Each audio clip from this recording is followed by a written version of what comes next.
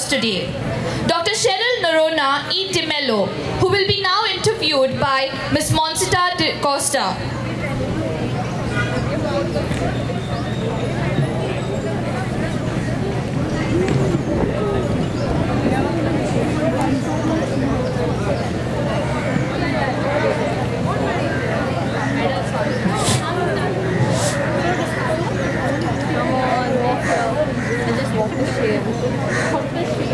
Walk of shame.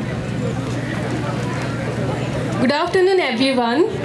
It is a pleasure to welcome Dr. Cheryl Norona E. De Mello, who is currently working as a project scientist at the National Center for Polar and Ocean Research, Vasco da Gama.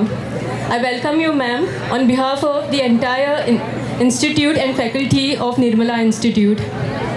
You started off as a teacher trainee from Nirmala Institute, and we are extremely proud of you because you didn't stop at just being a teacher.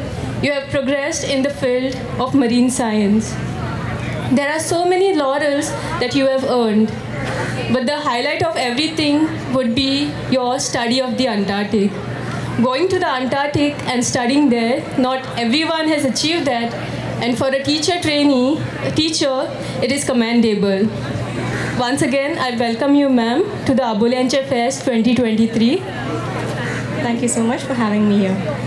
Your doctorate was in marine science, and you are currently working as a project scientist at the National Center for Polar and Ocean Research. From the field of teaching, you moved into marine science. What exactly inspired you to become a marine geochemist? Okay, so one of the aspects that motivates any scientist is a desire to know. I never thought that I would be a scientist. It just happened. And I always went with the flow. I wanted to do my chemistry, and then I went to do my master's, and then I joined my bachelor's in teaching. But during all this time, I felt like from the time I was a child, I thought like, okay, being a scientist is something really commendable and something really awesome.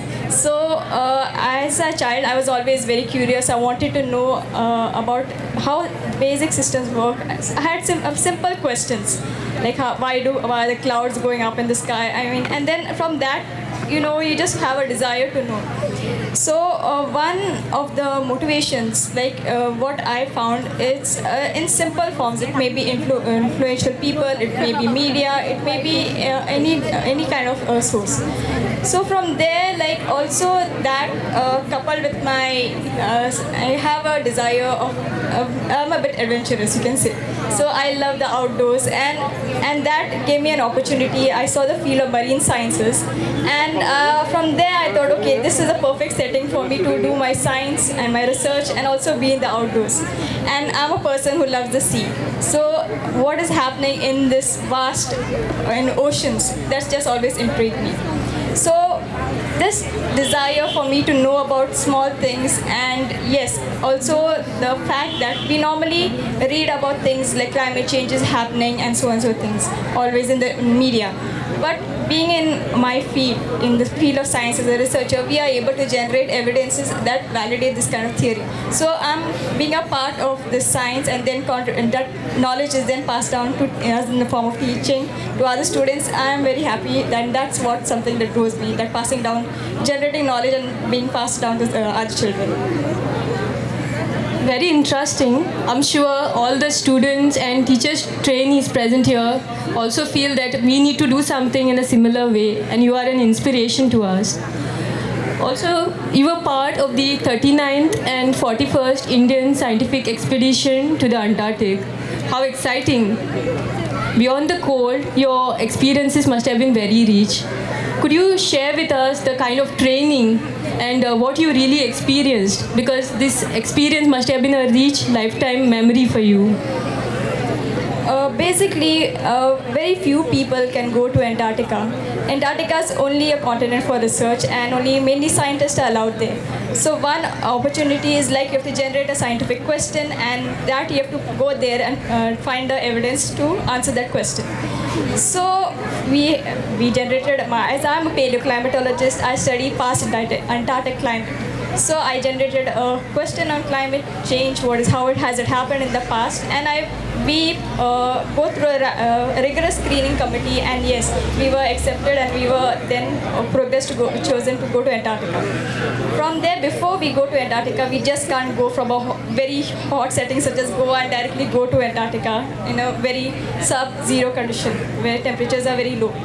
So we undergo rigorous training at by the Indo-Tibetan border police, that is in Oli, Uttarakhand, where we are trained to be acclimatized to cold temperatures. We are trained in rescue safety techniques, because Antarctica is a harsh climate, and the only person, in case something happens, God forbid, that we have to help our own selves. So we are trained in survival skills and rescue skills.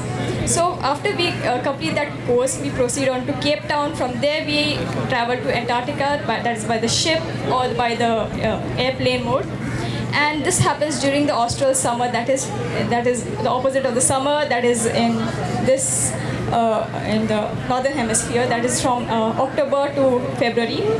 So there we go to our two research bases in Antarctica, that is the Bhathi station and the Maitri station, where we conduct our research.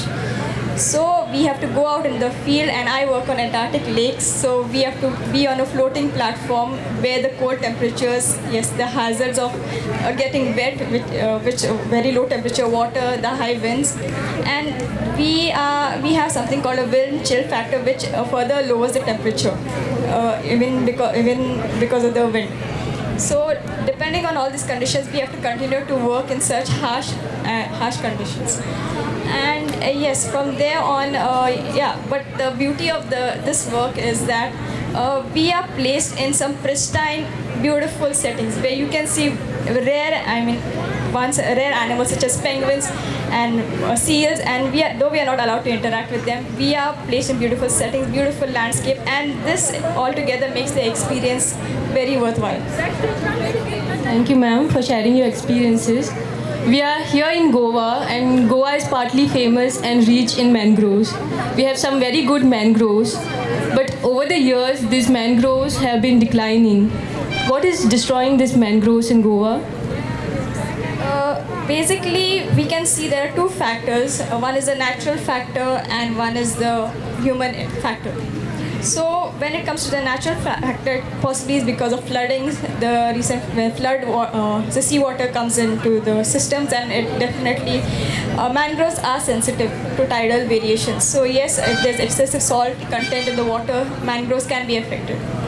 The other part is definitely the human factor, that is, it can be in form of urbanization and coastal development. So these two factors, they play a major role in the destruction of mangroves.